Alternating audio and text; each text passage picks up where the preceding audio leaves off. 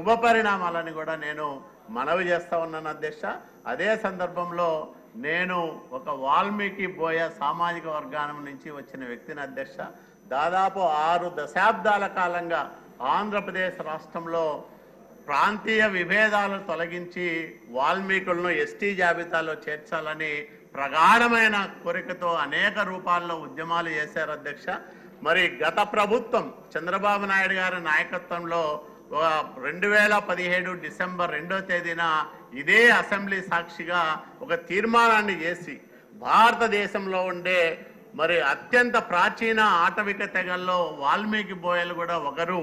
అలాంటి వాల్మీకి బోయలను ఆంధ్రప్రదేశ్ రాష్ట్రంలో ఉన్న అన్ని జిల్లాల్లోనూ ఎస్టీలుగా గుర్తించాలని కేంద్ర ప్రభుత్వానికి ప్రతిపాదనలు పంపాము అధ్యక్ష. కానీ ఒక 6 ప్రశ్నలతో తిరిగి సమాధానం పంపమని కేంద్రము రాష్ట్రానికి ఒక లేఖ రాస్తే జగన్మోహన్ రెడ్డి ఒక అగ్రవర్ణ దురహంకారంతో రాయలసీమలో వాల్మీకి బోయలు రాజకీయంగా ఎదగకూడదు, విద్యాపరంగా వీళ్ళు ముందుకు రాకూడదు, వీళ్ళకు ఉద్యోగాల్లో రిజర్వేషన్లు రాకూడదనే ఒక దుగ్ధతో రాజకీయ కుట్రతో మరి ఈ ప్రాంతీయ విభేదాలను సృష్టించి ఒక 1 మ్యాన్ కమిషన్ వేసి మరి ఒక దుర్మార్గమైన నివేదికను తయారు చేయించి వాల్మీకుల భవిష్యత్తును నాశనం చేసిన వ్యక్తి జగన్మోహన్ రెడ్డి. మొన్ననే వాల్మీకి జయంతిని మేము అనంతపురంలో మరి వెనుకబడిన తరగతుల సంక్షేమ శాఖ మంత్రి సవితమ్మ నాయకత్వంలో చేసుకున్నాం అధ్యక్ష. అక్కడ కూడా ఒక తీర్మానాన్ని ఆమోదించాం.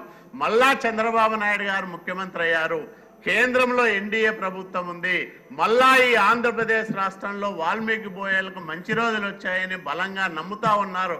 కాబట్టి 2017 డిసెంబర్ 2 నాటి తీర్మానానికి కట్టుబడి మళ్ళా ఈ ప్రభుత్వం వాల్మీకి బోయలకు న్యాయం చేస్తుందని బలంగా నమ్ముతున్నారు అధ్యక్ష.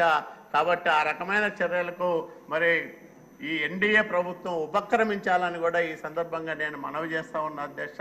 ఇంత గొప్ప బడ్జెట్ను ప్రవేశపెట్టిన ఆర్థిక మంత్రితో పాటు మరి దీనికి మార్గదర్శనం చేసి సంక్షేమాన్ని అభివృద్ధిని సమతూకంతో ముందుకు తీసుకెళ్లి ఆంధ్రప్రదేశ్ రాష్ట్ర ఉజ్వల భవిష్యత్తుకు బలమైన పునాదులు పడే విధంగా చూసిన ఈ రాష్ట్ర ముఖ్యమంత్రి నారా చంద్రబాబు నాయుడు గారికి ప్రత్యేకమైన కృతజ్ఞతలు తెలియజేస్తూ మరి ఈ సందర్భంగా ఈ అవకాశం ఇచ్చిన మీకు నమస్కారాలు తెలియజేసుకుంటూ